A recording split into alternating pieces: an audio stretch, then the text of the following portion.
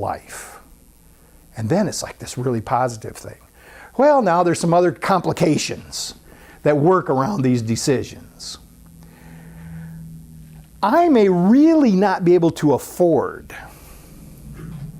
to purchase the vehicle that is going to give me this joyous experience. And when I consider the common welfare, I may realize that if I were to go and get this thing, that it's going to put a hardship on the people in my life. The other people that, I'm kind of responsible, partially responsible for their well-being. And so then, if I went and did it anyway, now it's a desire of the ego again. So, and the consequence to this is, first of all, I'm going to have to pay whatever consequence comes from the conflict that occurs in the household. But also, every time that I go to use it, that little guilt is going to creep in that I actually shouldn't have done the thing. And then this thing that could have been a desire of my heart, that was a desire of my heart, becomes an ongoing focus of suffering and regret. And I'm thinking, especially when the payment comes due and I just can't hardly make it, right? And I'm going, why did I do this?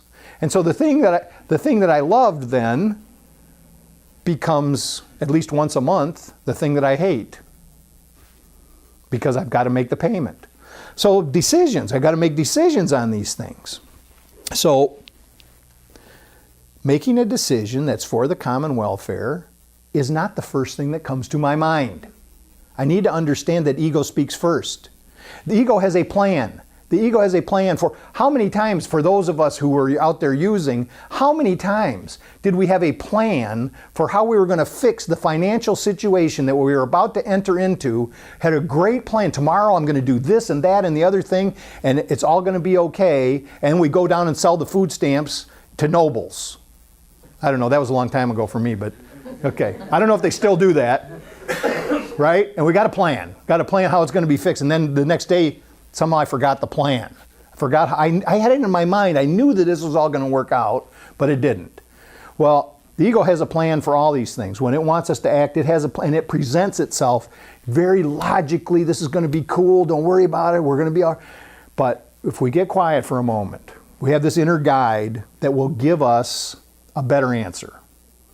We have to listen for that still small voice within us that will speak second. So we take a minute. In other words, I know this seems like a crazy concept, but we don't have to act impulsively. Stop for a moment. We were talking about this, so here's the other example. Rob and I are sharing this thing that's a beautiful, wonderful thing, but it's also a big problem, and that is the collection of music, okay? I've got 15,000 CDs back there along the wall, floor to ceiling, all the way along. You can look at it sometime if you want. There's 15,000 CDs back there. Now, I can't listen to 15,000 CDs. I sat down and tried to figure out how long it would take. It takes a long time to listen to them all, okay? So, okay, but I could probably get through it. But now most of them I've actually listened to. But I realized here lately that I have about 1,000 CDs that I have never listened to. And I bought more last week. So now, what has happened is the pursuit of the collection has superseded the purpose of the collection. And there's all sorts of little ego things in here working because because we're in a consumer society, we have many conveniences today that we didn't have in the past. We have these things called searches, where you put in these searches into your computer and every day they come back with a report on that particular thing that you're looking for. eBay does it very nicely. They give you a report every day about all these categories of things that you like, and it comes up and you go through and you think you have to have it. And the other thing is, you think that if you don't buy it, you're going to miss out. If I don't get this thing now, I'm going to miss out. Well, if you can't listen to everything you're buying, this doesn't make any sense. So here, on the one side, there's this insatiable desire to get more. Now, pretty obviously, that's the ego working. And the problem with it is, just by the nature of it, it will never be filled. The hole will never be filled because the searches show up every day and show you that there's more to get. So no matter what you have, there's something you don't have. So this whole thing is about lack. It's not about how much you've got, it's about what you don't have. And so you go to get more. So it's actually the antithesis of gratitude. So now on the other side, the reason that we started buying the music in the first place is because we love the music. And that when I listen, I have a spiritual experience. And I mean, look, I bought so much stuff that when I put some things in, I don't like it. Well, guess what? I can take it right out and put something else in that I do like. So here is a desire of the heart, to sit and listen to this music that gives me a spiritual experience. But if my focus is on getting more, the joy of the listening is lessened, right? And especially knowing that I've got all this that I haven't. So,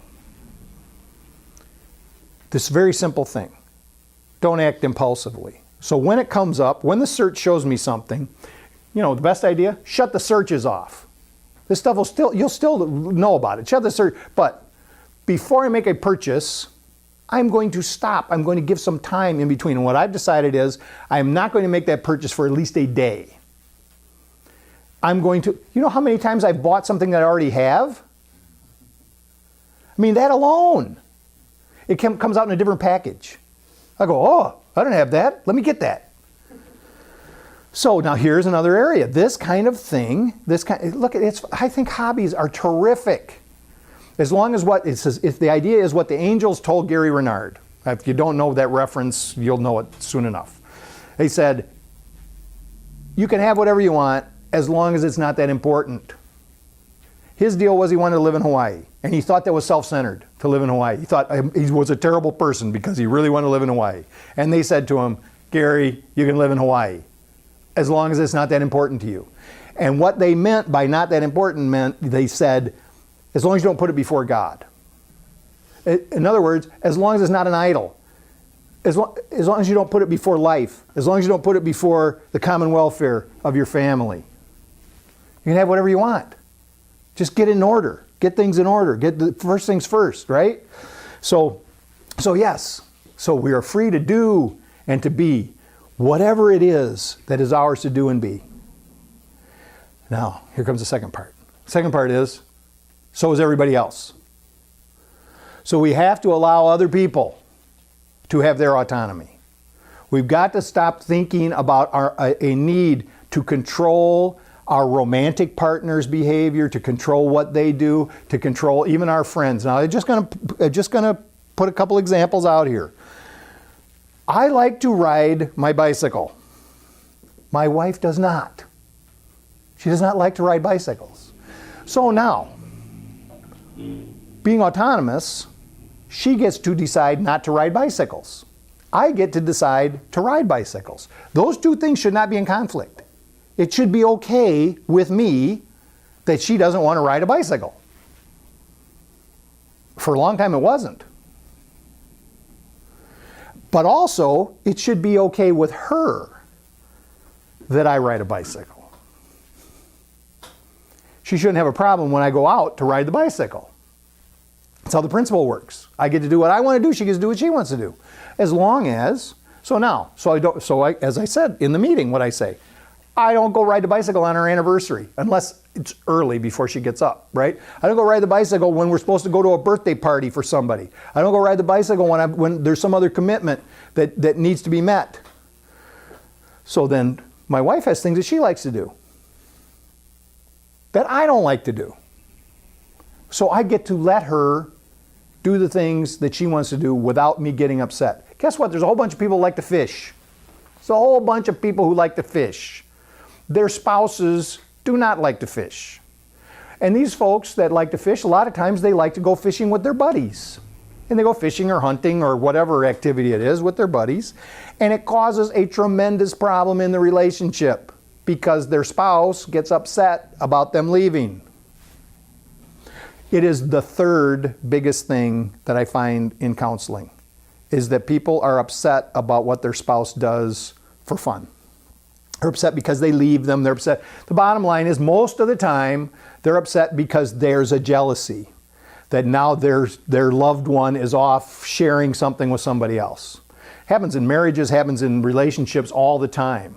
We just want you to consider something. If you really love the person that you're in a relationship with, wouldn't you want them to go and do the thing that they loved? Wouldn't you even celebrate that they were going to go out and do this thing that they found happiness and joy in?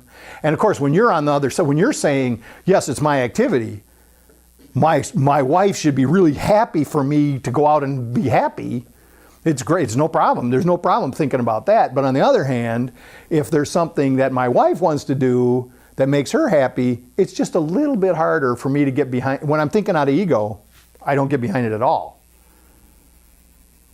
But it works both ways. So, my wife likes to shop. Now, this is really a double-edged sword. She likes to shop. I do not really care for shop. Sometimes I like to shop. But generally speaking, I don't like to shop. I really don't, and I really don't think there's any reason for me to sit in a chair in a mall somewhere trying to look patient when I'm not. It just doesn't make any sense. Why would I want to do that? And why would anybody want to drag me along to do that? Right? So we kind of have an agreement. And now the shopping thing, I mean, it's not that big of a thing, except when there's not enough money. Right? So then now I might have a reason. If more money was spent than was prudent, I might have a reason not to be happy. So this is when we have the discussion, right?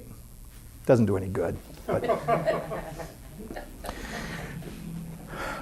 But so now you get the principle, right? We get to do whatever we want to do. It's cool. We can do whatever we want to do. There's no reason to get mad. There's no reason to be jealous.